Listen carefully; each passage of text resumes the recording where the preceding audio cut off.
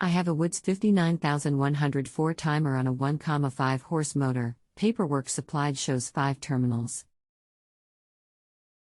Diagram on safety cover shows 4 terminals. I hooked up for the template inside the unit at 240 volts. Motor runs. Switch turns off and on OK. However, the timer does not run, so it is manual only. I have power in on pins 1 and 3 and the load on pins 2 and 4 with the copper ground connected to the ground pin.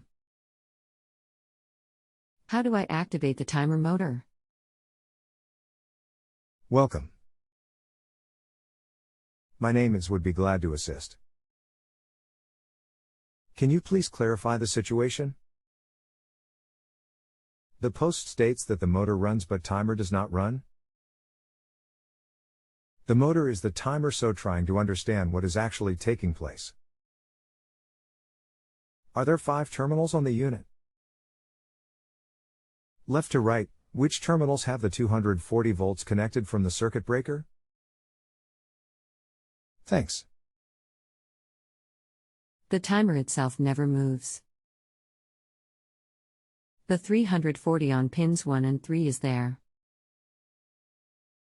The 240 is on pins 2 and 4 when I manually throw the switch. The timer set at 7 never leaves 7. Information is missing from the questions. Are there 5 terminals on the unit? There is a ground to ND4 terminals but no 5th terminal. Okay, odd one. All of the Woods units have 5 terminals in all their manuals.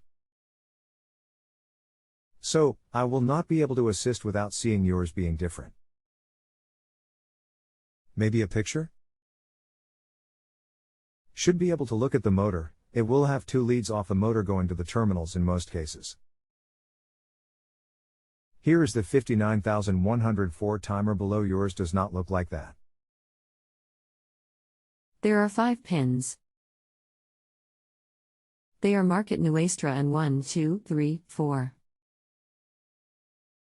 My paperwork shows the neutral pin hooked to line 1 with a wire jumper added from the neutral pin to pin 2.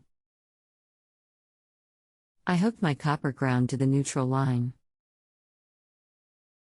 I guess I should move that to the ground pin by the dial and use the neutral as a hot line. Yes, mine is like the pick. I guess I should move my ground wire up and put the first line on the neutral pin.